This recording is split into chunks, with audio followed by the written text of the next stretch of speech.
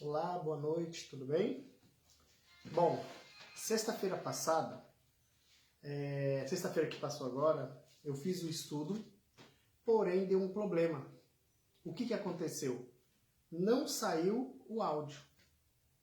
E o resultado, um estudo perdido. Então hoje, nós vamos fazer um estudo sobre o santuário terrestre.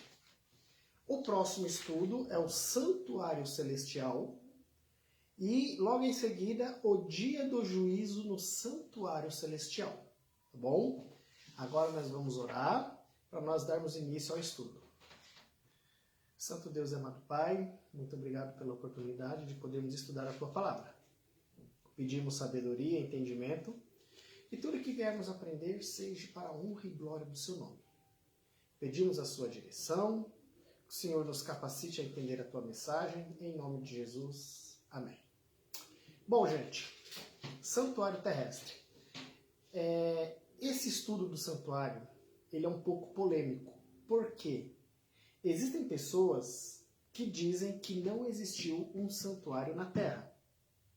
Outros dizem que não tem um santuário no céu. Nós, como estudiosos da Bíblia, nós temos que pregar o assim diz o Senhor, não o assim eu penso. Tá? O assim diz o Senhor, não o assim eu penso. E eu, como estudioso da Bíblia, um cristão, eu tenho que ensinar o que está dentro da palavra de Deus. Por quê? Porque eu posso prestar conta se eu ensinar alguma coisa fora da palavra de Deus. Então, tudo que eu ensino aqui é com base na Bíblia. Passou disso, é de procedência maligna. Tá? Eu tenho que falar de acordo com a lei e o testemunho. Se eu não proceder dessa forma, eu jamais verei a alva, ou seja, eu jamais entrarei no reino do céu. Então, o estudo que eu vou dar hoje sobre o santuário terrestre, o próximo sobre o santuário celestial, é tudo baseado na palavra de Deus. Existem algumas pessoas que dizem o seguinte, que o Antigo Testamento foi abolido. O Antigo Testamento ele não existe mais. E no primeiro estudo que nós estudamos sobre a Bíblia, eu deixei claro que a palavra de Deus é a palavra escrita. Não existe, a palavra escrita pelo próprio Deus. Ou seja, homens inspirados escreveram ordenados por Deus. Tá? Então, eu tenho que dizer que foi o próprio Deus que escreveu. O ser humano foi simplesmente um instrumento, uma caneta pela qual ele usou. Passa o céu e a terra, aconteça o que acontecer, a palavra de Deus perdura, porque é a palavra dele, não é minha, não é de João, não é de Tiago, não é de Pedro, não é de Paulo. É o próprio Deus que está ensinando a palavra, certo? Então, tudo que eu ensinar, gente, não for de acordo com a palavra, é anátema, é amaldiçoado. Então, por isso que eu ensino tudo dentro da palavra. Por quê? Se eu ensinar alguma coisa que não está aqui, eu vou prestar conta no dia do juízo. E isso será o tema, tá? O tema 9, tá? O dia do juízo no santuário celestial. Bom, vamos lá. Deus, o ser humano, sempre correu de Deus. Sempre. Se você analisar, quando Adão e Eva pecaram, eles se esconderam de Deus. E Deus foi atrás deles. O povo de Israel, quando eram levados cativo, Deus corria atrás deles. Então, ao longo da história, Deus tem corrido atrás do ser humano. Deus, ele sempre quis ter contato com o ser humano. Deus quis sempre estar com o ser humano. Só que o ser humano, ele tem um negocinho chamado rebeldia. Ele tem algo chamado desobediência. Então o ser humano ele desobedece, ele transgride a lei de Deus, e não é que Deus se afasta dele, é ele que se afasta de Deus. Quando você pega ali Isaías 59, 1 e 2, lá fala que os nossos pecados fazem separação entre nós e o nosso Deus. Mas Deus sempre esteve atrás do ser humano. O interesse de Deus em salvar o ser humano é tão grande que ele enviou o seu filho para morrer pelo ser humano, pagando o preço do pecado, morrendo na cruz do Calvário. Quando Jacó ele teve a visão da escada ligada na terra aos céus, anjos subindo e descendo, ali Deus estava dizendo que ele iria religar a terra ao céu através de Jesus Cristo. Então, ao longo da história, o ser humano foge e Deus corre atrás. Quando nós estudamos a doutrina do santuário, que é o tema, gente, é o tema principal da Bíblia, é a doutrina do santuário. Por quê? É na doutrina do santuário que você descobre o que está acontecendo. É na doutrina do santuário, no céu nesse momento, tá? O que está acontecendo no céu nesse momento. É na doutrina do santuário que você descobre o tempo do juízo. É na doutrina do santuário que você descobre coisas relacionado à vida de Cristo aqui na Terra, relacionado às 7 igrejas. Então, a doutrina do santuário é uma doutrina completa, que quando você estuda ela, você estuda toda a Bíblia, certo?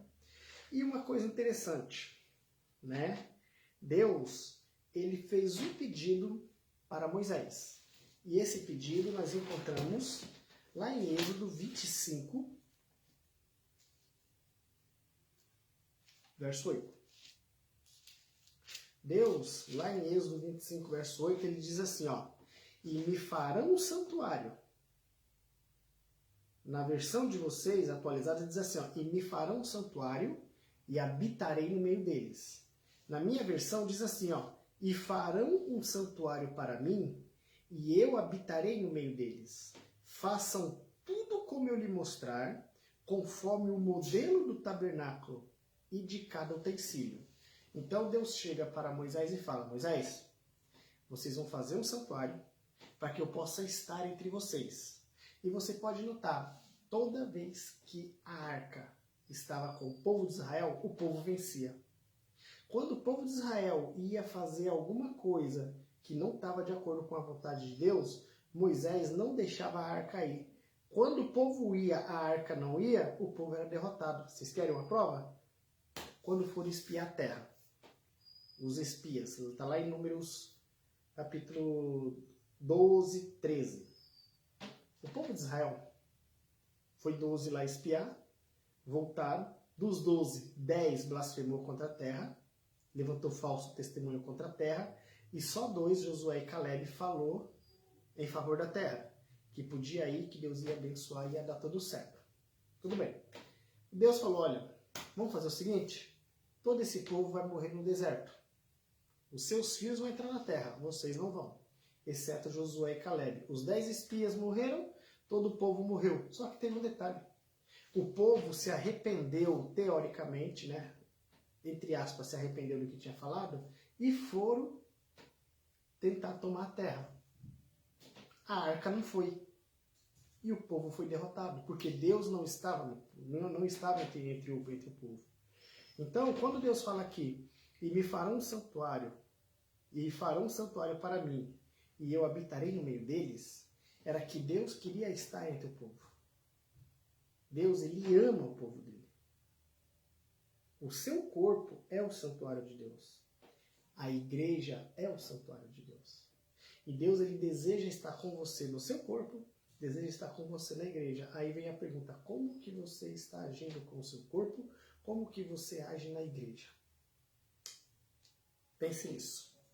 Então, Deus, ele chega para Moisés e fala, ó, faça um santuário para que eu possa habitar no meio de vocês. Mas tem uma parte interessante. Façam tudo como eu lhe mostrar, conforme o modelo do tabernáculo e de cada utensílio. Então, Moisés, você vai construir o tabernáculo, você vai construir o santuário. Só que você vai construir de acordo com o que eu vou te mostrar. Existia o original. Existia o santuário original, com os utensílios originais, com as mobílias originais, e Moisés deveria fazer conforme aquilo que existia. Ó, Moisés, aqui está o original. Tá? Vamos trazer para os nossos dias hoje? Moisés, aqui está o tabernáculo original. Monta aí a maquete. Vamos supor, tá, que Moisés ele pegou uma maquetezinha e aí montou, ele olhava para o santuário e montava ali a maquete. Montou o pátio, montou o tabernáculo, colocou a cortina, lugar santo com a arca, aí montou o lugar santíssimo com a arca, o lugar santo com o altar de incenso, a cortina dividindo o lugar santo do lugar santíssimo, do lado direito a mesa com os 12 pães da preposição, do lado esquerdo 7 castiçal, aí fez o lado de fora, o pátio, aí na entrada do lugar santo tinha uma bacia, e mais para trás da bacia tinha um altar. Ele montou a maquete, desceu com a maquete e falou, pessoal, é o seguinte, Deus disse que quer estar conosco. Então nós vamos fazer um santuário, para que Deus possa habitar com a gente. A maquete está aqui, tem que ser desse jeito. Porque eu vi o original existe. Então aqui está a maquete, vamos construir o santuário? É para vocês entenderem como que o santuário foi construído. Não significa que ele usou maquete. É só para a mente de vocês poder entender, tá, que existia um original, Deus mostrou a Moisés, vamos supor que Moisés criou uma maquete, e da maquete fez a cópia do original. Então, existe um santuário original? Existia e existe. E através desse santuário original, Deus ordenou que fosse construído um santuário aqui na Terra. Certo? Tudo bem. Então, Moisés obedeceu a ordem, né? E construiu o santuário. Como que era esse santuário, gente? Êxodo 40, verso 20 e 21. Êxodo 40, verso 20 e 21 diz assim, ó. Prestem atenção. Colocou também as tábuas da aliança na arca. Moisés, quando ele construiu o santuário, no lugar santíssimo, ele colocou a arca. Como que era essa arca? Era um caixote. Tá? Dentro desse caixote estava as tábuas dos 10 mandamentos. Tá? As tábuas dos 10 mandamentos. Certo? E também ao lado estava a vara de Arão que floresceu, confirmando que a tribo de Levi seria responsável pelo ritual do santuário, os levitas. Certo? A tampa do santuário era de ouro maciço. Tá? Os varais para carregar o santuário era de ouro. Por cima dessa tampa tinha 2 querubins. A tampa e os querubins eram tudo uma peça só. Tá? Tinha 2 anjos com a cabeça, tipo aqui assim, um voltado para o santuário, certo? As asas iam de uma ponta a outra do tabernáculo, e ali, onde os 2 anjos estavam, com a cabeça voltada para a tampa da arca, ali o propiciatório, chamado ali, entre os 2 anjos, Deus se comunicava com o sumo sacerdote. Então, tinha a arca com os 2 anjos, tá? Só para vocês entenderem o que era a arca. Eu vou dar sequência, vamos lá. Como que era o santuário? Vamos lá. Colocou também as tábuas da aliança na arca, aquilo que eu falei, a arca, né? Fixou nela as varas, o que eu falei que era de ouro. Tinha argolas nos 4 cantos da arca, tá? Onde ficava a tampa do propiciatório em cima, tinha 4 argolas. Ali era colocado uma vara, aqui outra vara. Então era um aqui, só levita pegava cada um numa vara, no caso era 4, colocava sobre os ombros e transportavam a arca para onde Deus mandava. E a parte legal é que era assim, ó.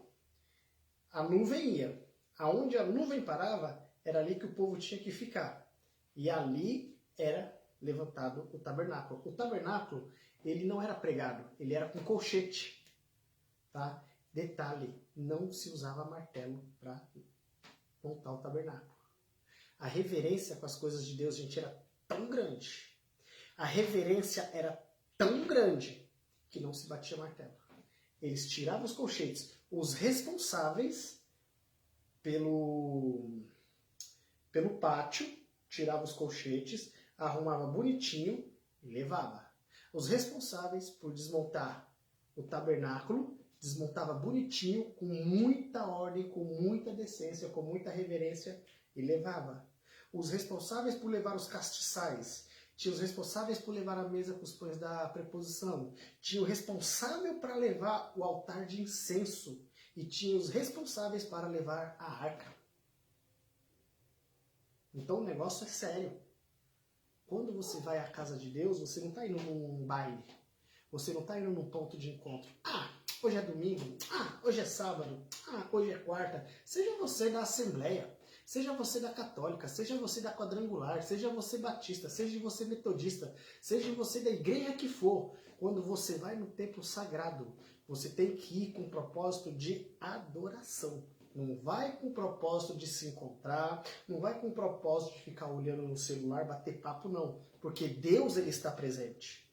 E ele ordena que todos calem-se diante dele. A partir do momento que você entrou do portão para dentro da igreja, ali você está na rua, legal. Você entrou, seja você da denominação que for, tenha na sua mente, você passou do portão para dentro, cessa tudo. Sabe qual seria o certo?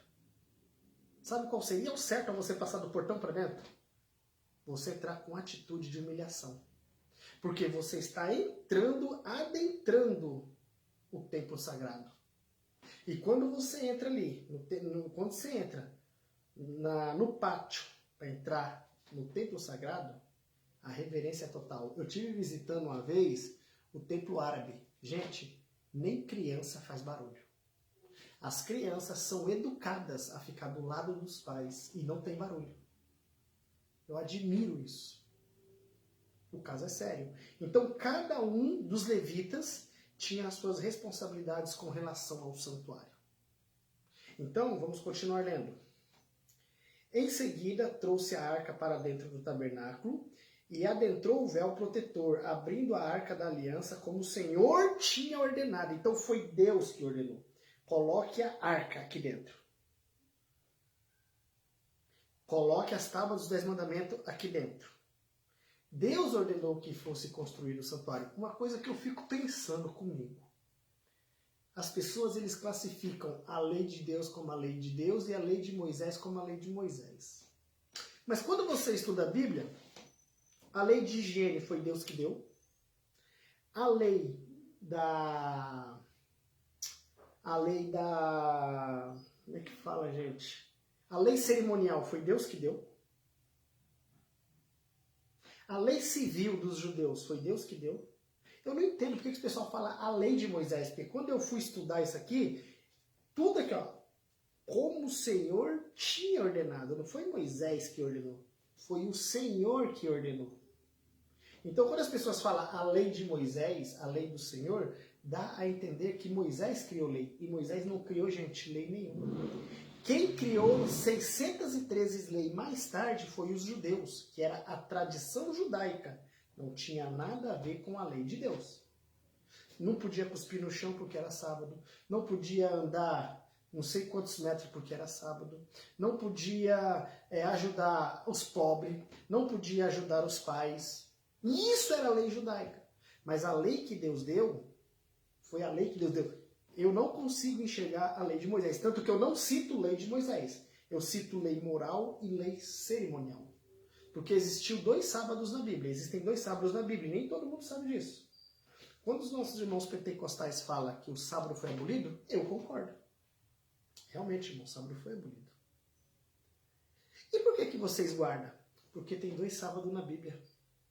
Tem o sábado moral e tem o sábado cerimonial. Você sabia disso?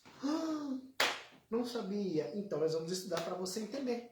Entendeu, gente? Então nós temos que estudar para ensinar. Então existiu 2 sábados na Bíblia. O sábado moral, que foi escrito com o dedo de Deus em tábuas de pedra no Monte Sinai, dado para Moisés. Aí Moisés desce do monte, vê o povo se prostituindo diante de um bezerro de ouro, ele perde a cabeça, quebra a tábua. Algumas pessoas dizem que ali a lei foi abolida, a lei foi quebrada. Não. Moisés, ele perdeu a linha. Depois, se você analisar mais à frente, ele teve que pegar outras tábuas. Presta atenção. Ele teve que pegar outras tábuas, porque a primeira tábua quem deu foi o próprio Deus. Mas a segunda tábua ele teve que fazer igual àquela que ele quebrou, subir no Monte Sinai para Deus escrever com o dedo dele. Então ali foi precipitação de Moisés. Ele ficou nervoso, na nossa linguagem ele perdeu a linha porque viu o povo se prostituindo diante de um bezerro de ouro. E aconteceu orgias ali, tá? Não aconteceu coisa boa não. Entendeu? Não aconteceu coisa boa. Tenham em mente isso. Tá? Não foi coisa boa, não. Então ele quebrou as tábuas da lei. Não porque ali estava anulando, porque ele perdeu a linha. Mas depois ele teve que pegar as outras tábuas de pedra, lavrar elas bonitinho, fazer conforme a primeira e levar no monte para Deus poder escrever com o dedo dele. Certo? Então vamos lá. 26:33. Êxodo 26:33. Diz assim, ó. 26:33. Pendure o véu pelos colchetes e coloque atrás do véu a arca da aliança. O véu separará o lugar santo do lugar santíssimo. Só um pouquinho.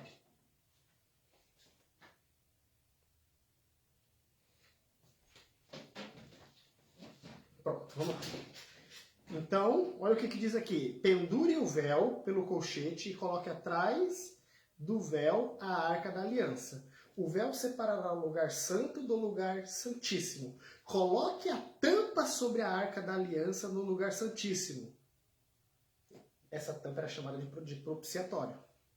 Tá? Colocou a tampa sobre a arca. Então fez a arca, sobre a arca colocou a tampa, que tinha 2 anjos, um de frente para o outro, de ouro, e era ali que Deus se comunicava com o povo de Israel. Vocês querem entender como que é a arca? Imagine a igreja de vocês agora. Não sei se vocês estão no culto. Vocês vão para o culto. Imagine vocês entrando na igreja de vocês. Certo? Aí tem o portão. A hora que você entra dentro da igreja, tem aonde vocês sentam, certo? Ali é onde vocês sentam. Aí tem o último banco da frente. Não tem um espaço ali? Logo à frente não tem o púlpito, onde o mensageiro traz a mensagem? O tabernáculo era daquele jeito, tá? Depois do último, põe na sua mente isso aí. Depois do último banco ali, põe um véu ali. Põe um véu ali. Depois do último banco da frente, simule na sua mente um véu, tá? Por trás do véu não tem um púlpito? No lugar daquele púlpito era onde ficava a Arca da Aliança. Era onde ficava os anjos, um de frente para o outro. Era onde ficava a arca com o propiciatório, onde Deus se comunicava. Aquele lugar onde o mensageiro fica é o lugar santíssimo da igreja. Nesse lugar santíssimo não pode subir qualquer um. Não pode subir homem de roupa colada, que a gente vê muito. Não pode subir mulher de roupa curta. Ainda tem umas que acham que é de elástico, fica assim, ó. Você não sabe se ela está arrumando ou se ela está dançando. Sabe assim, ó. Né? Não sabem fazer a diferença entre o santo e o profano. As pessoas sobem ali para poder cantar, né? De roupa transparente. Roupa colada. Se fosse no Antigo Testamento, a semelhança de Nadab e Abiú já tinha sido fulminado. Ali não é lugar de criança ficar correndo. Eu fico indignado, gente, quando eu vou numa igreja e eu vejo crianças mexendo no microfone, batendo no púlpito, correndo para lá e para cá, e os pais ficam, ai que bonitinho. Errado. Reverência. Por isso que os jovens de hoje são irreverentes na igreja, porque os pais não ensinam reverência quando pequeno. Minha mãe me ensinou a ser reverente na igreja. Uma vez eu corri no pátio da igreja e o meu tio contou para minha mãe. Minha mãe queria arrancar meu pescoço. Fui para a igreja sozinho uma vez. Minha mãe queria me degolar. Era a forma dela me ensinar. Eu cresci na igreja. Eu fui para a igreja com 5 anos. Eu fui tendo uma mentalidade diferente desses jovens de hoje. Por isso, gente, ó, eu vou dar minha opinião. Fazer programação para jovem, isso não existe. Porque se você pegar a vida de Daniel, seus companheiros, se você pegar a vida de José, sabe qual foi a programação especial deles? Prisão. Sabe qual foi a programação especial dos jovens hebreus? Ser jogado dentro de uma fornalha. De Daniel ser jogado dentro da cova dos leões. Não tem que fazer programação para jovem. Tem que ensinar desde criança a ter compromisso com Deus. Porque quando for imposto uma lei, quando for obrigatório ali a coisa apertar, não vai ter programação para jovem. Vão ser presos, vão ser caçados, vão ser até mortos. Então, jovem, você tem que ter compromisso com Deus. Não tem que fazer nada para te agradar. Você tem que se adequar à norma divina. Se você não gostar do que eu estou falando, desculpa, mas a realidade é essa. A realidade é essa e eu não mudo a minha opinião segundo a Bíblia. Se você analisar os valdenses da Idade Média, não tinha programação especial para eles. A programação especial deles era morte. A programação especial deles era fogueira. O que está faltando para essa juventude é compromisso com Deus. É o que está faltando. Compromisso. A igreja não tem que se adequar aos jovens. É os jovens que têm que se adequar à igreja. Não tem que fazer programaçãozinha, como eu já vi, profanarem o púlpito com programas de JA que Deus vira as costas, os anjos viram as costas, a divindade chora. Eu já vi, ninguém me falou. Nossa, como ele é fanático. No dia do juízo, vamos ver se eu sou fanático ou não. Se você estudar a doutrina do santuário, você vai ver. Se você pegar Isaías 6, diante de Deus, os querubins, os serafins de 6 asas, com 2 voam, com 2 tampam o rosto, com 2 tampam os pés. Vocês acham que Deus é brincadeira? Vocês acham que Deus é time de futebol? Vocês acham que Deus é qualquer um? Deus é santo, digno de toda adoração, toda honra e toda glória. E nós temos que ter reverência na casa de Deus. Tem que pegar o microfone com reverência. Reverência. Pegar o som com reverência. Quem faz limpeza na igreja não está limpando a sua casa, está limpando a igreja com reverência, com ordem e decência. Não é para qualquer um, não. Então, tem que ter reverência. Som de igreja não se tira para levar para qualquer canto. O que é da igreja é da igreja. Do santuário, as únicas vezes que eu vi retirar os utensílios do santuário foi quando o povo foi levado para Babilônia, que Nabucodonosor tomou tudo. O rei da Síria tomou. Mas fora isso, coisa de Deus não se tira, não. O que está na igreja é da igreja. Quer fazer programação em outro canto? Compre. Esse é da igreja. Esse aqui é para programação fora da igreja. Aí a pessoa não é qualificada para ser um diácono, para ser um cooperador, para ser um padre, para ser um arcebispo, para ser um presbítero e vai lá exercer a função dele, achando que está agradando a Deus. Cuidado.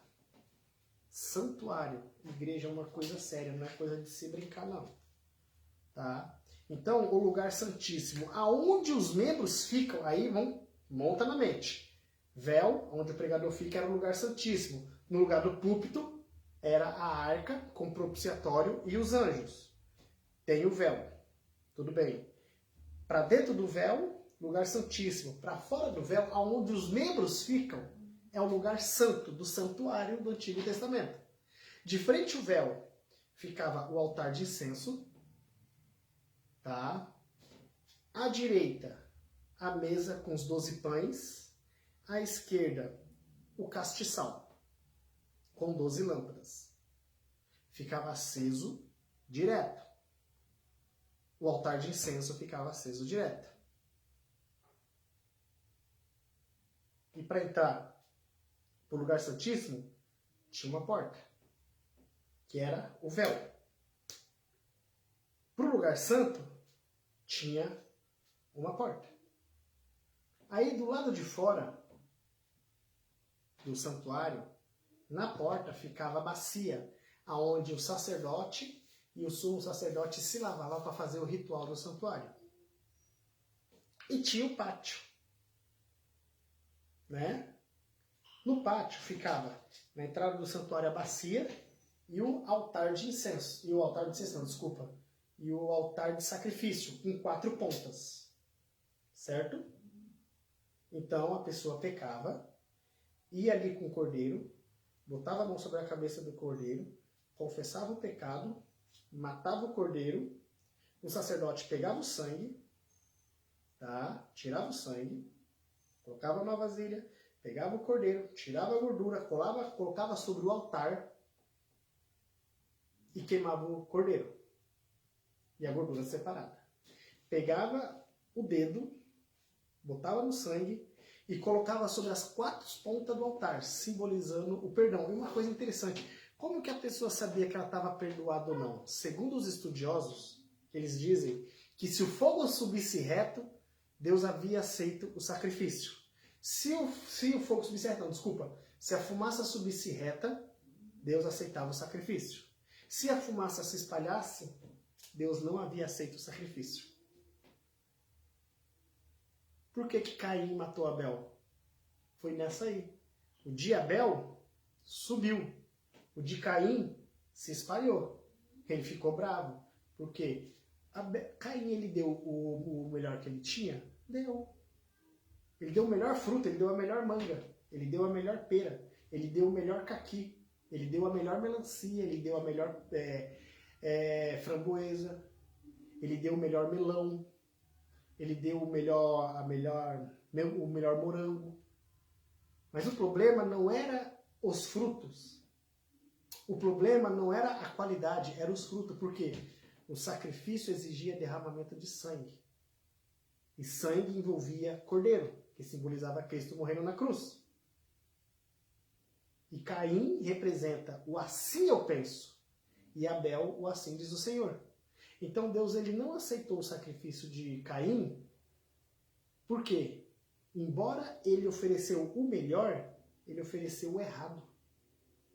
Nem tudo que você oferece a Deus de melhor é o certo que Deus pede. Entende? Aí foi nessa aí que Caim matou Abel e aconteceu o que aconteceu. Vamos lá. Então tinha um lugar santo e um lugar santíssimo. Aí tá. Aí o que ele fazia? Botava o dedo sobre os 4 dedos do altar, simbolizando o perdão. Aí ele entrava no lugar santo do santuário, pegava o sangue e aspergia diante daquela cortina que dividia o lugar santo do lugar santíssimo. Ele aspergia 7 vezes. O pecador ele saía perdoado.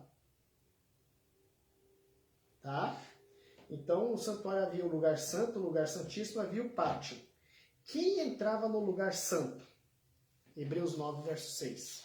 Porque não era bagunçado não, era qualquer um que entrava no santuário não, tá? Não era bagunçado não. Não era bagunçado que nem hoje não. Qualquer pessoa vai no culto, qualquer pessoa vai na igreja, limpa de qualquer jeito, faz aquela... Não era assim não. Hoje a misericórdia de Deus dura, senão o que ia ter de neguinho sendo fulminado no templo sagrado não estava escrito. Não era bagunçado que nem é hoje não. Antigamente a história era outra. Tá? Tinha as pessoas exatas para entrar no lugar santo e no lugar santíssimo do santuário. Não era qualquer um não. Quem entrava no lugar santo do santuário, gente? Vamos lá? Hebreus 9, 6. Diz assim, ó. Estando tudo assim preparado, o sacerdote entrava regularmente no lugar santo do tabernáculo para exercer o seu ministério. Então, no lugar santo entrava o sacerdote. Quem é o sacerdote hoje? O ancião. Hoje é o cooperador, é o presbítero, é o padre. Esse é o sacerdote. Tá? O sacerdote hoje, que seria esses que eu falei, não pode batizar ninguém, não pode realizar Santa Ceia, não pode. Nananina não. Tá? Ele oferecia o sacrifício. Que era e ele oferecia o sacrifício diário, que era o sacrifício da manhã e o sacrifício da tarde. Daqui a pouco nós falamos sobre isso. E quem entrava no lugar santíssimo do santuário? Vamos lá?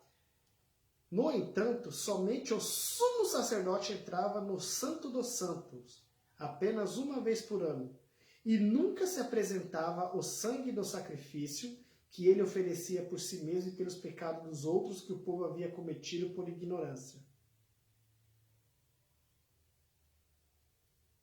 E nunca sem apresentar o sangue do sacrifício que ele oferecia por si mesmo pelos pecados do povo que havia cometido por ignorância. Então, uma vez por ano, no 10º dia do 7º mês, era o Yom Kippur, era o dia da expiação. Uma vez no ano, o sumo sacerdote. Quem é o sumo sacerdote hoje? O pastor. O pastor hoje ele é o representante de Cristo na terra. Ele deve, por obrigação, exercer a função de Cristo aqui na terra. Visitar os membros.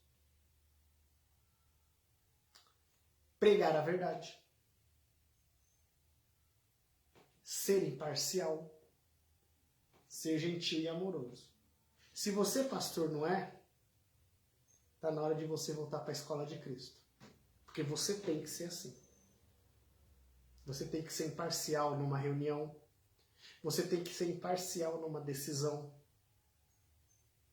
Porque Ezequiel fala sobre os falsos pastores que vão prestar conta a Deus. Então, se você, cidadão, não presta conta, se você não é fiel a Deus, trate mão de ser, porque se as ovelhas se perder, você e o sangue vai cair todo sobre as suas costas. Então, seja imparcial.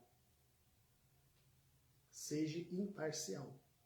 O que tiver que fazer, com amor, faça. Seja imparcial, porque Deus ele vai te cobrar no dia do juízo. Então, o sumo sacerdote entrava uma vez por ano no lugar santíssimo do santuário e oferecia o sacrifício. Mais à frente eu falo sobre isso, tá bom? Então, no lugar santo, quem entrava? O sacerdote, e no lugar santíssimo, o sumo sacerdote. E no pátio, os pecadores arrependidos. Porque era assim, ó.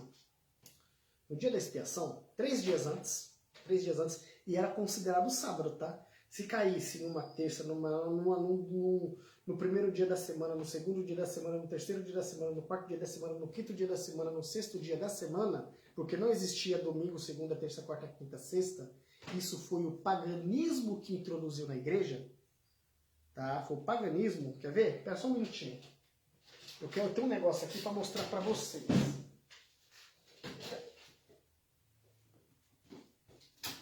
A gente vai dando estudo e vai só aparecendo as coisas, né? Vamos lá. Eu quero mostrar para vocês, eu quero falar para vocês, não vou mostrar, quero falar para vocês, tá? Se você pegar Gênesis, você vai ver que era primeiro dia da semana, segundo dia da semana, terceiro dia da semana, quarto dia da semana, quinto dia da semana, sexto dia da semana, sábado. O único nome que você acha na Bíblia é sábado, porque foi o próprio Deus que deu esse nome. Sábado, dia de descanso, memorial da criação, aniversário da criação, certo? Você não vê outros dias.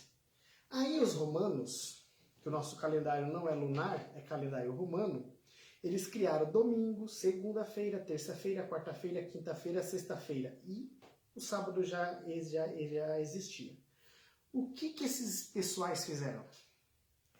Os romanos pagãos. Domingo, dia do sol. Segunda, dia da lua. Terça, dia de Marte. Quarta, dia de Mercúrio. Quinta, dia de Júpiter. Sexta, dia de Vênus. E sábado é dia do Senhor, mas aqui eles colocaram dia de Saturno. Não tem nada a ver. Tá? Não tem nada a ver. Então, os dias das semanas, quem criou foi os romanos. Porque o Império Romano era um império idólatra, pagão, que só fazia o que não presta. Certo? Então, se no primeiro dia da semana fosse o dia da expiação, já começavam a se preparar na sexta-feira. Não podia ter relação sexual com a mulher. Se o cidadão tivesse poluição noturna, tinha que ficar fora do arraial. Tá? E assim por diante. Era uma coisa muito bem feita. Aí, não no dia que caísse o dia da expiação, era considerado sábado cerimonial. É esse que foi abolido. Mas o sábado moral, semanal, escrito por dedo de Deus no Monte Sinai, tábuas de pedra, dado para Moisés, não foi abolido. Tenham isso em mente, tá bom? Vamos lá. Aí o que ele fazia? Na noite anterior à cerimônia, no 10º dia do 7º mês, o que ele fazia? Ele passava a noite se examinando, orando, clamando, buscando. Porque se ele tivesse um pecadinho assim, ó, ele era fulminado lá dentro. E quando o sacerdote entrava lá dentro, era com uma corda na cintura, com a roupa nas pontas de sino. Se o sino parasse muito tempo de tocar, podia puxar que o cidadão estava morto.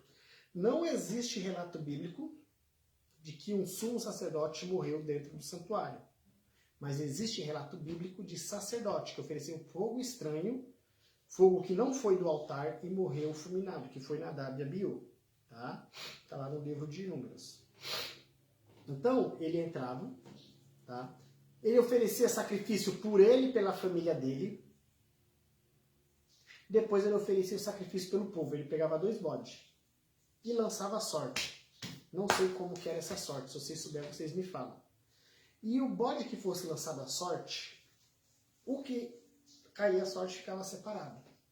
O outro era oferecido sacrifício pelo povo. Aí pegava o bode, matava, derramava o sangue, pegava o bode, colocava sobre o altar, queimava ele, pegava o sangue, ia no lugar santíssimo do santuário e sobre o propiciatório aspergia o sangue. Simbolicamente, o pecado do povo recaía sobre o sumo sacerdote. O sumo sacerdote saía do lugar santíssimo, vinha para o lugar santo, saía para fora. Botava a mão sobre a cabeça do bode Azazel, ou bode emissário, e confessava o pecado da nação. E o pecador arrependido ali, em atitude de reverência, implorando o perdão de Deus. Depois que ele realizava isso, uma pessoa responsável pegava esse bode e levava para o deserto. E soltava ele lá. Lá ele morria de fome e de sede. No estudo do milênio, eu expliquei, né, o que simboliza isso. Apocalipse 20 fala sobre Satanás ficando preso, né? Um anjo desceu do céu, prendeu o dragão, né? Ele ficou preso por 1000 anos. E isso é a volta de Jesus. Satanás vai ficar preso por 1000 anos na terra, porque não vai ter quem aguentar, vai estar todo mundo morto, a terra vai estar fedida, vai estar revirada, porque vai ter terremoto, vai estar tudo escuro, os justos vão estar no céu. Não existe arrebatamento secreto. Quem acha que o povo de Deus não vai passar pela perseguição, vai passar sim, não será todos. Deus está recolhendo a vida de alguns que não vai suportar a perseguição. Quem acha que a igreja vai ser arrebatada antes da grande tribulação está errado, porque de acordo com o Apocalipse, a igreja vai passar por tribulação. Tá? De acordo com o Apocalipse de Daniel, a igreja vai passar pela grande tribulação. Alguns dizem que vão ficar 7 anos num canto da terra. Errado, não vai ter canto de terra nenhum. A terra vai estar vazia, fedida. Pode estudar sobre o milênio, que tem uma explicação detalhada lá. Tá bom? Então, Satanás no deserto, o bode no deserto é símbolo de Satanás 1000 anos na terra, que não vai ter a quem tentar. Certo? Ele vai ficar preso nessa situação. Aí a pessoa voltava, tá? Esperava dar o pôr do sol e entrava pro arraial. Então essa era a função do sumo sacerdote, tá bom? E detalhe, nós estamos vivendo o dia da expiação no santuário. Nós estamos vivendo o 10º dia do 7º mês. Nomes estão sendo aceitos, nomes estão sendo riscados do livro da vida. Quando nós estudarmos Daniel, nós vamos ver que iniciou-se um juízo no céu e está em andamento esse juízo, viu? Esse juízo está em andamento no céu, nomes estão sendo aceitos, nomes estão sendo riscados do livro da vida. Pessoas estão se salvando e se perdendo diariamente. Quando começou o julgamento? Pelo primeiro morto. Quem foi o primeiro morto? Abel.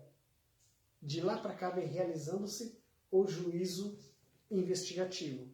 Nós estamos no 10º dia do 7º mês. Jesus, Deus, está no lugar santíssimo do santuário realizando esse julgamento.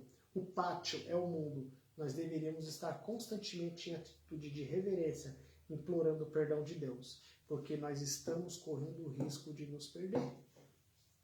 Nós temos que confessar os nossos pecados. No estudo sobre o juízo no santuário celestial, vamos tratar melhor desse assunto. Mas nomes estão sendo aceitos nesse momento, riscados no livro da vida. Wagner, como é que você sabe? No estudo do santuário vocês vão saber também. Jesus ele está tão próximo de voltar. O ponteiro da meia-noite deste mundo está tão próximo de chegar. Está vendo um juízo no céu. E você, adventista do 7º dia, tenha ciência que para você a porta da graça vai se fechar mais cedo. Só vai sair para proclamar com alto clamor os estudiosos da palavra de Deus, aquelas pessoas que buscam a Deus nas primeiras horas de cada manhã. Tá? Quem está se preparando hoje, quem deixar para se preparar no decreto dominical, vai tombar. Porque o decreto dominical não é para se preparar, é para dar o alto clamor. E só vai dar o alto clamor quem estiver preparado. Quem estiver de joelho vai poder estar de pé no dia do alto clamor. Tudo bem? Vamos continuar. O que se fazia no santuário? Fazia-se um sacrifício contínuo. Lá em Números 28, 1 a 4, nos fala isso. O que é o sacrifício contínuo? Vamos ver na Bíblia? Sacrifício contínuo. Números 28, 1 a 4. Números 28, 1 a 4 diz assim, ó. O Senhor disse a Moisés, ordene aos israelitas e diga-lhes, tenho o cuidado de apresentar-me na época designada a comida para... É isso mesmo. Tenho cuidado de apresentar-me na época designada a comida para as minhas ofertas preparadas no fogo, como um aroma que seja agradável. Diga-lhes, esta é a oferta preparada no fogo que vocês apresentarão ao Senhor. 2 cordeiros de 1 ano sem defeito, como holocausto diário. Ofereçam 1 cordeiro pela manhã e 1 ao cair da tarde. Então, o cordeiro tinha que ser sem defeito. E foi ordem de Deus, ofereça 1 pela manhã e 1 pela tarde. Porque vai que o povo pecava. Nós somos pecadores, eles pecavam lá. O sacrifício de manhã e o sacrifício à tarde era para que o povo não fosse morto. Era o contínuo, simbolizava a contínua intercessão de Jesus por mim e por você. Era a contínua intercessão de Jesus pelo povo de Israel. Então o sacerdote oferecia um sacrifício pela manhã e um sacrifício à tarde. Era morto um cordeiro de manhã, era morto um cordeiro à tarde. Fazendo expiação pelo povo de Israel. Tá? E detalhe, o Senhor disse a Moisés. Então não é lei de Moisés, é ordem do Senhor. Um cordeiro sem defeito, que simbolizava Jesus. Ofereça 1 pela manhã e 1 pela tarde, e que seja sem defeito. Então era o sacrifício contínuo, né? Que simbolizava a disposição de Cristo em perdoar os pecados de todo mundo, certo? Então Jesus está disposto a perdoar-te. Não importa quão longe você foi, não importa o que você fez. As consequências você vai ter que colher. Isso não significa que Deus não te perdoou. Ele te perdoou. Mas as consequências, curto, médio e longo prazo, você vai ter que colher. Mas que você permaneça de joelho para você poder ficar de pé diante do Senhor. Porque Ele vai te dar força para superar esse momento difícil. E você tem uma eternidade toda pela frente. Tinha o sacrifício contínuo e tinha o sacrifício pelo pecado. Levíticos 4.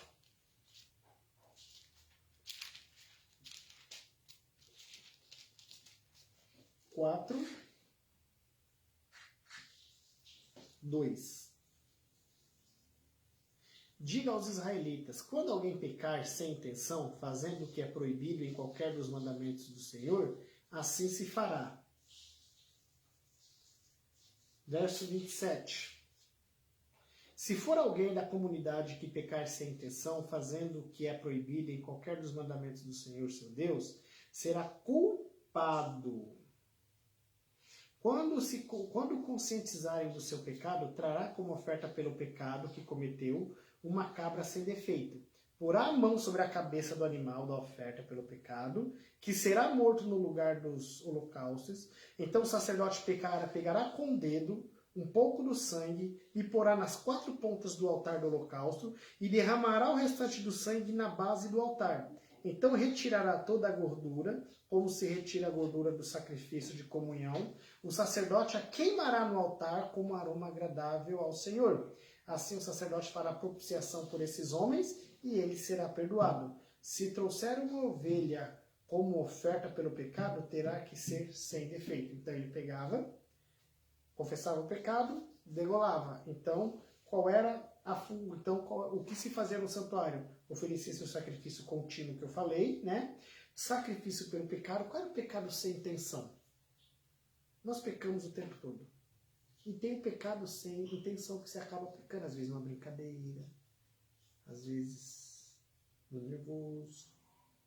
Então iam e conscientizavam a pessoa. Você pecou. A pessoa reconhecia que pecou, ela pegava o cordeiro, levava, confessava, e ali matava o cordeiro e era feito o sacrifício por ela, o que eu expliquei agora há pouco. Tá? Isso é sério. Isso não é brincadeira, não. Por isso que é importante orar 3 vezes ao dia, né? No estudo anterior que eu dei sobre oração pela manhã, à tarde e à noite, era o que Daniel fazia. E ele confessava os pecados dele, porque nós pecamos a todo momento. Por palavra, por ação, até no comer a gente peca. Tá? E tinha o sacrifício da expiação também, foi o que eu falei agora. Né? Tá lá em Êxodo, capítulo 16. Né? Tá em Êxodo, capítulo 16. Verso 5 diz assim, ó. Receberá da comunidade de Israel 2 bodes como oferta pelo pecado e 1 carneiro como holocausto. Arão sacrificará o novilho como oferta pelo seu pecado para fazer propiciação por si e por sua família. Lembra o que eu falei? Que pegava o cordeiro e oferecia como sacrifício por ele e pela família dele. Está aqui. Depois pegará os 2 bodes e apresentará ao Senhor a entrada da tenda do encontro. Lançará a sorte quanto aos 2 bodes, um para o Senhor e o outro para Azazel. Arão trará o bode, cuja sorte caiu para o Senhor, e o sacrificará como oferta pelo pecado. Mas o bode sobre o qual caiu a sorte para Azazel, ou emissário, será apresentado vivo ao Senhor para fazer propiciação, e será enviado a Azazel para o deserto. Foi aquilo que eu expliquei agora há pouco. Foi aquilo que eu expliquei agora há pouco. 15:16.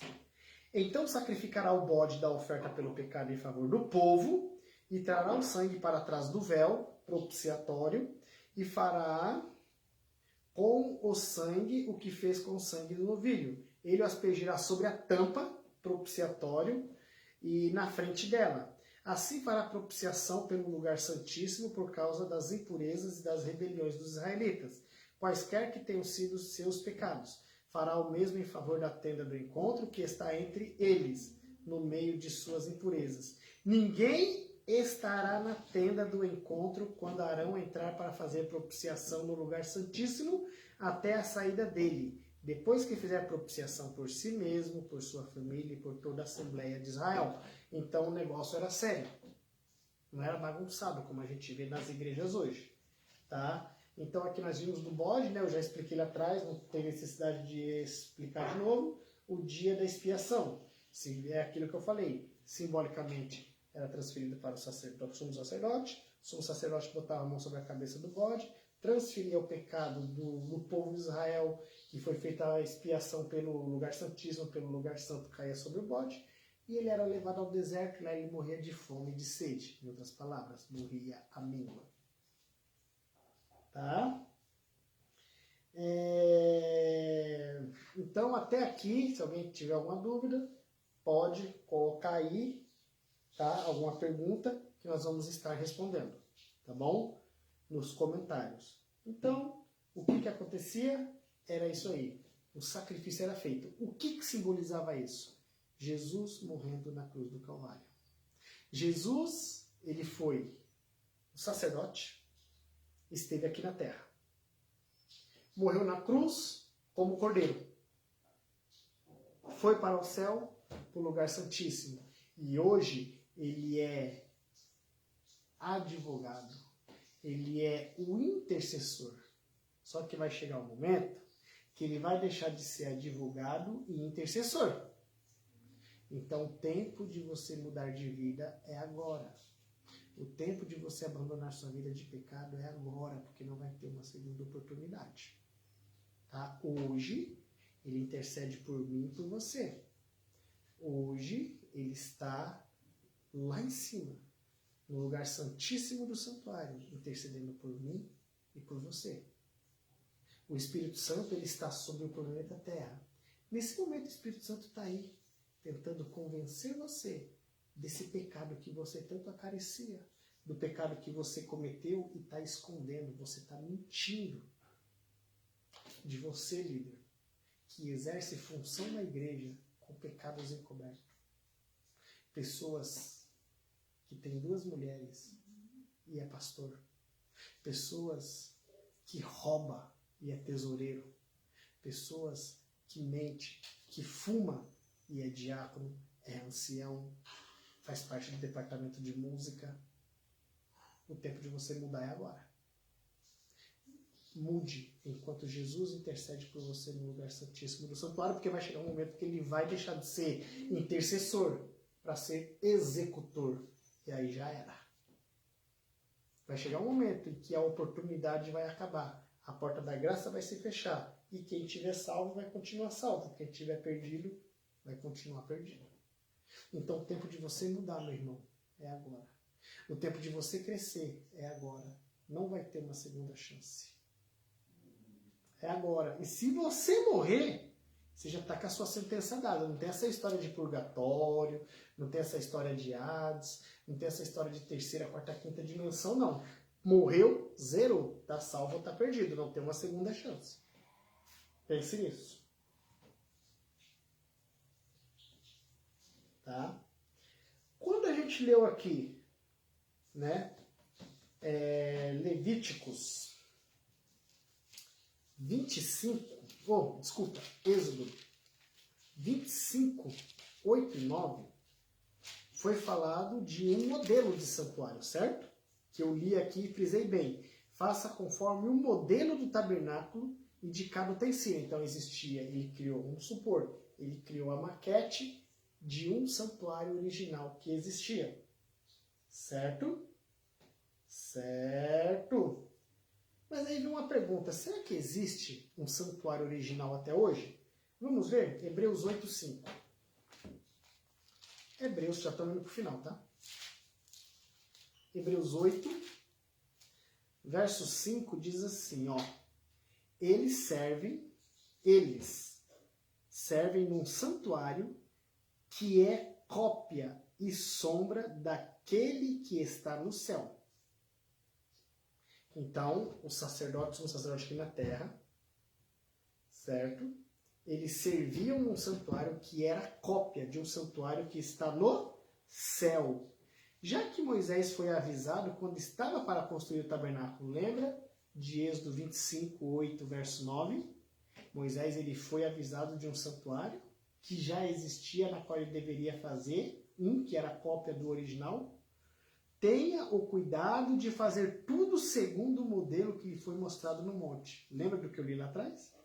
Agora, porém, o ministério que Jesus recebeu é superior ao deles, assim como também a aliança da qual ele é o mediador, é superior à antiga, o antigo santuário, sendo baseada em promessas superiores. Deixa eu ver aqui. 9:24. Pois Cristo não entrou em santuário feito por homens, uma simples representação do verdadeiro, ele entrou nos céus, para agora se apresentar diante de Deus em nosso favor. Então, Moisés ele fez um santuário, e esse santuário que Moisés fez era cópia do original que existe no céu. E desculpa, queira você aceitar ou não, queira você entender ou não, existiu um santuário na terra e existe um santuário no céu. Você pode se espernear, você pode me xingar, você pode rasgar a Bíblia, você pode se escabelar, você pode gritar nos 4 cantos da terra. Existe um santuário no céu e eu não posso ir ao seu favor. Ponto. Porque existe. E Jesus ele está intercedendo no santuário celestial neste momento. E a Bíblia mostra que Jesus entrou num santuário que não foi feito por homens. Foi o próprio Deus que fez. Desculpa, mas é a real. Tá? Quando o santuário da terra perdeu a vigência? Então nós vimos que existia um santuário na terra, cópia do santuário original que existe no céu, só que o santuário da terra já não existe mais, né? Ele perdeu a sua validade, ele perdeu o seu prazo de validade. Quando que isso aconteceu? Mateus 27,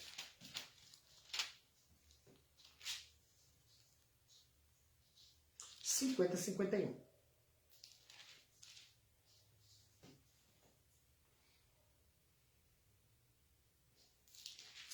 Diz assim: depois de ter bradado novamente em alta voz, Jesus entregou o Espírito. Naquele momento, o véu do santuário rasgou-se em duas partes de alto a baixo. A terra tremeu, as rochas se partiram. Então, quando Jesus bradou, está consumado, está feito, era na hora do sacrifício da tarde. Quando, segundo alguns estudiosos também dizem, quando foi oferecer o sacrifício da tarde, que o sacerdote estava com o cordeiro na mão, o véu rasgou-se de alto a baixo. Os anjos rasgaram o véu. Ou seja, acabou o sistema de sacrifício. Pois Jesus acabava de morrer na cruz do Calvário, pagando a penalidade do pecado da raça humana. E o cordeiro, ó, tchau, dessa eu escapei. Por quê? Todo mundo ficou surpreso com o véu rasgando de cima a baixo. Porque foram os anjos que rasgou, mas eles não viram.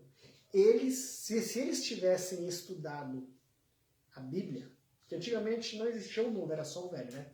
Se eles tivessem estudado o Antigo Testamento, se eles tivessem ouvido Isaías, Jeremias, Neemias, Obadias, Amós, se eles tivessem ouvido os profetas, se eles tivessem estudado como deveria a Torá, eles teriam participado, presenciado o sacrifício feito de uma vez por todas. E não teriam ficado surpresos com o véu rasgando-se de cima e embaixo. Mas, como sempre, Satanás procura cegar o ser humano. Com a Bíblia na mão, muita gente vai se perder. Não entenderam que Jesus acabava de morrer na cruz e o sistema de sacrifício se encerrava por ali. Essa lei foi abolida, a lei cerimonial, a lei de sacrifício do Antigo Testamento. Essa lei do santuário terrestre, ela foi abolida. O que permanece é a lei no santuário celestial. Jesus morreu, ressuscitou, foi ao céu, está lá.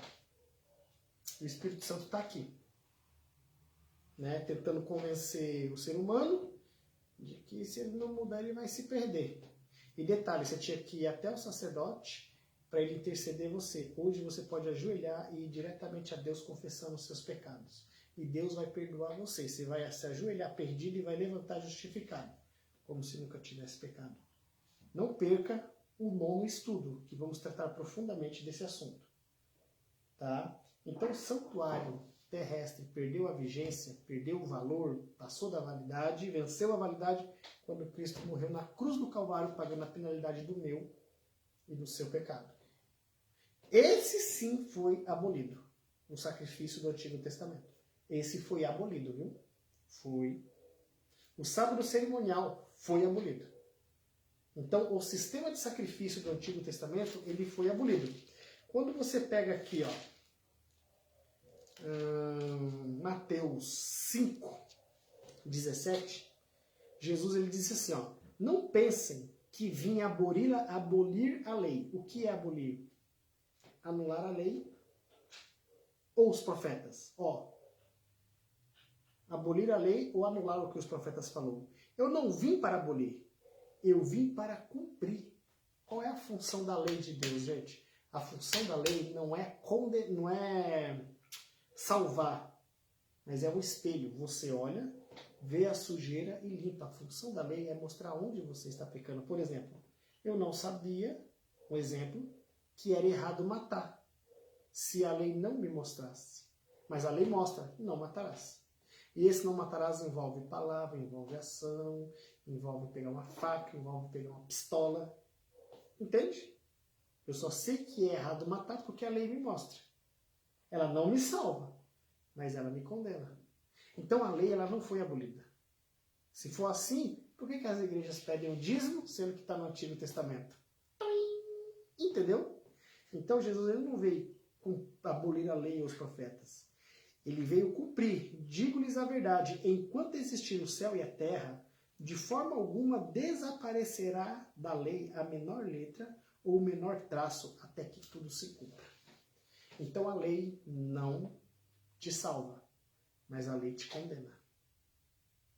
Porque o pecado não terá domínio sobre vós. Você não está debaixo da lei, mas debaixo da graça. Eu só estou debaixo da graça quando eu obedeço à lei. Se eu não obedeço à lei, eu não estou debaixo da graça, eu estou debaixo da lei. E eu só sei que é pecado matar, roubar, dizer falso testemunho, adorar outros deuses, transgredir o sábado, cobiçar a casa do teu próximo, desonrar pai e mãe, tomar o nome de Deus em vão, por causa da lei. Que se não existisse a lei, como que eu ia saber? Eu ia ser inocente. Mas como eu sei que existe Êxodo 20, do 1 ao 17, eu sei o que é o certo e o que é errado. Não vai me salvar, mas vai me condenar. Porque o que me salva é o sacrifício de Cristo na cruz do Calvário. É o esforço humano unido ao poder divino. Por mais que eu tente ser 100% obedecendo à lei de Deus, eu seria eternamente pecador. É nessa parte que entra o sacrifício de Cristo. Entra a graça. Eu faço a minha parte, esforço humano, unido ao poder divino. E aí os dois se encaixam e nos méritos de Cristo, morreu na cruz do Calvário, pagou a penalidade do meu pecado, eu sou justificado. Depois que eu entendi que eu fui justificado, porque a lei me mostrou que eu estava perdido, reconheci meu erro, fui até Jesus, confessei meu pecado, ele me perdoou, porque se eu fumo, se eu bebo, eu sou um suicida, porque eu estou me matando, fui até Jesus, ele me perdoou, fui justificado, aí eu comecei a viver uma vida de santificação. É um processo diário. E a glorificação será quando Jesus voltar nas nuvens do céu, se eu estiver morto, serei ressuscitado, e transformado, se eu estiver vivo, eu serei transformado. Vocês entendem? Então a lei não tem função de salvar, porque ninguém vai ser salvo por obras, mas tem a função de mostrar o erro e condenar. Qualquer dúvida, deixa uma escritazinha embaixo que a gente conversa. Tá? Então, nós vimos que existia um santuário na Terra, que dentro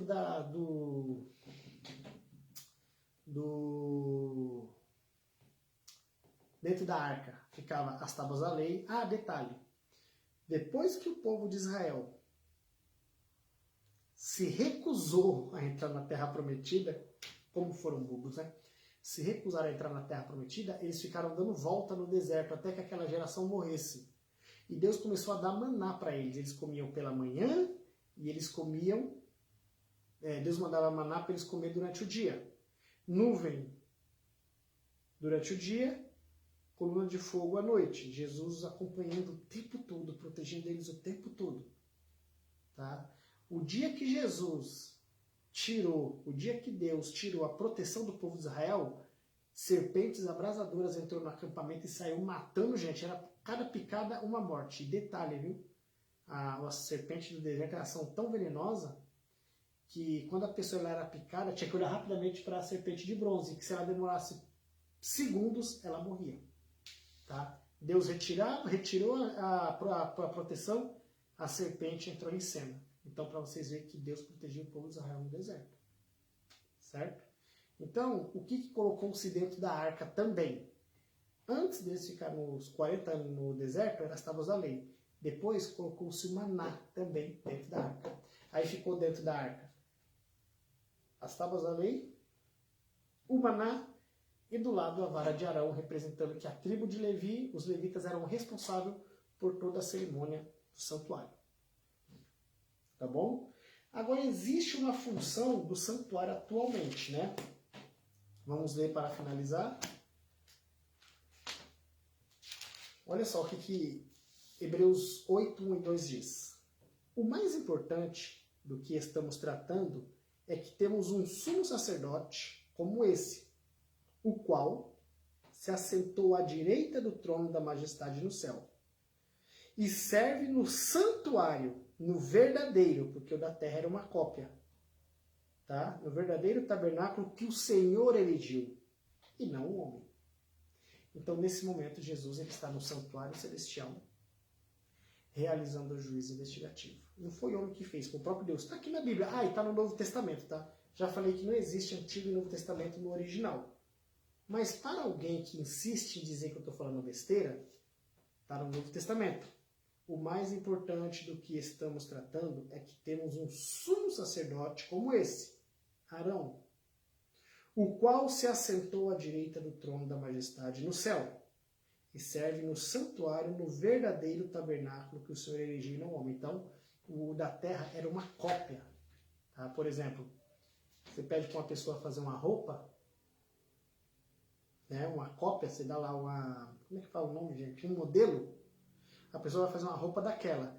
Aquela roupa que a pessoa fizer é cópia do original. A original você tem que devolver, juntamente com a cópia.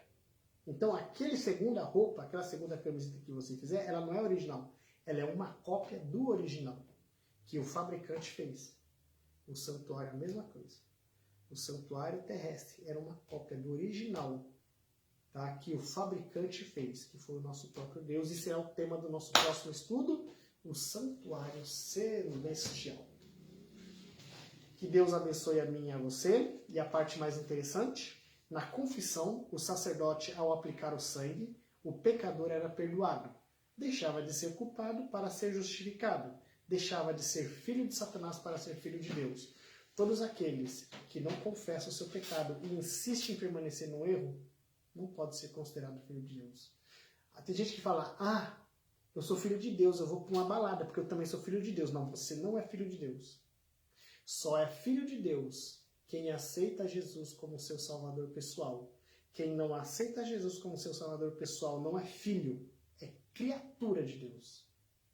E todos aqueles, presta atenção, todos aqueles que conhecem a verdade, sabem a verdade e persistem no erro, está recusando-se a ser filho de Deus também. Então o caso é sério, gente. Eu não estou aqui para brincar, não estou aqui para conversar. Temos pecado a vencer? Eu não sou santo, não sou perfeito, tenho meus erros, minhas falhas. Né? A minha vizinha de travesseiro ali, ela me conhece, entendeu? Tem hora que a gente se comporta igual Pedro, né? A gente é complicado. Mas a gente ora para Deus transformar a gente. Ela ora para Deus transformar, eu oro para Deus me transformar. Então a gente é filho de Deus, pecadores, mas luta para vencer. Agora, aquelas pessoas que sabem que está errado e quer permanecer no erro, a história já muda. Porque ela quer permanecer no erro. Mesmo estando dentro da igreja, ela quer continuar na prática do erro, ela não faz esforço, ela não pode ser filha de Deus. Só é filho de Deus que aceita Jesus como seu salvador pessoal e começa a viver em novidade de vida. E é uma luta constante, gente. Uma luta constante. Nesse momento agora, eu estou tranquilo. Daqui a 5 segundos eu posso estar irado e blasfemar, pecar. Mas o problema não é eu pecar, não é eu blasfemar. É eu permanecer pecando, permanecer blasfemando. Ninguém vai se perder por pecar. Vai se perder por permanecer pecando. O nosso próximo estudo é sobre o santuário celestial. Que Deus abençoe a mim e a você. Tenha uma boa noite, uma boa semana e até sexta-feira. Vamos orar? Santo Deus e amado Pai, muito obrigado pelo cuidado, pela proteção. Muito obrigado pelo seu amor. Colocamos a nossa vida em tuas mãos. Nos guie, nos proteja, nos dê uma boa noite de sono, em nome de Jesus. Amém. E assim, gente, lembre-se de uma coisa, tá? A voz é minha, mas a palavra é do Senhor. E quando a gente terminar o estudo, né, será por volta de uns 30, 31 estudo, porque tem estudo que é longo, e eu divido em duas partes, como o estudo 2, né? Eu fiz a história do mundo no capítulo da Bíblia, né? 1, 2 e 3, vai ter estudo que eu vou ter que fazer isso, entendeu? Então, é capaz de a gente chegar no 30, 31 estudo. Depois eu quero dar um estudo só sobre o santuário. Aí nós vamos mergulhar na doutrina do santuário e todas as dúvidas vão ser tiradas, tá bom? Que Deus abençoe você, tenha uma boa semana e até o próximo estudo. É bem provável que sexta-feira agora, tá? Eu dei o estudo um pouquinho mais tarde. Por quê?